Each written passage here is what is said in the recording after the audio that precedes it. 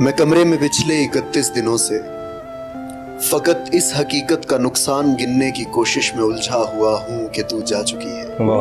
तुझे रायगानी का रत्ती बराबर अंदाजा नहीं है। तुझे याद है वो जमाना जो कैंपस की पगडंडियों पर टहलते हुए कट गया था। तुझे याद है जब कदम चल रहे थे कि एक पैर तेरा था और एक मेरा। कदम वो जो धरती पे आवाज देते कि जैसे हो रागा कोई मुतरिबों का। कदम जैसे सापा गमापा गा सारे वो तबले के तिरखट पे तक दिन दिनक दिन तिनक दिन धना दिन बहम चल रहे थे।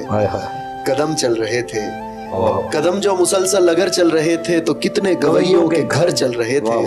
मगर जिस घड़ी तूने उस राह को मेरे तन्हा कदम के हवाले किया, उन सुरों की कहानी वहीं रुक गई। कितनी फनकारियां, कितनी बारीकियां, कितने कलियां बिलावल गवैयों के होठों पे आने से पहले फना हो गए।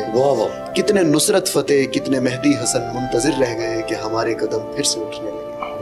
तुझको मालूम है जिस घड़ी मेरी आवाज सुन के तू एक जाविये पर पलट कर मुड़ी थी, वहां से रिलेटिविटी का जनाजा उठा था कि उस जाविये की कशिश में ही यूनान के फलसफी सब जमानों की तरतीब बर्बाद करके तुझे देखने आ गए कि तेरे झुकाव की तमसील पर अपनी सीधी लकीरों को खम दे सके, अपनी अकड़ी हुई गर्दनों को लिए अपने वक्तों में पलटे जियोमेट्री को जन्म दे सके।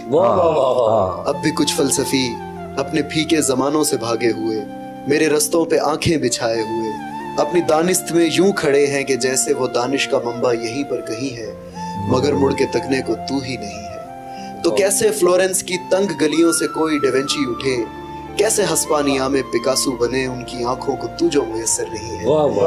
ये सब तेरे मेरे इकट्ठे ना होने की कीमत अदा कर रहे हैं कि तेरे ना होने से हर एक जमा में, हर एक इल्म फन में, हर एक दास्तां में कोई एक चेहरा भी ताजा नहीं है। तुझे रायगानी का रत्ती बराबर अंदाजा नहीं है।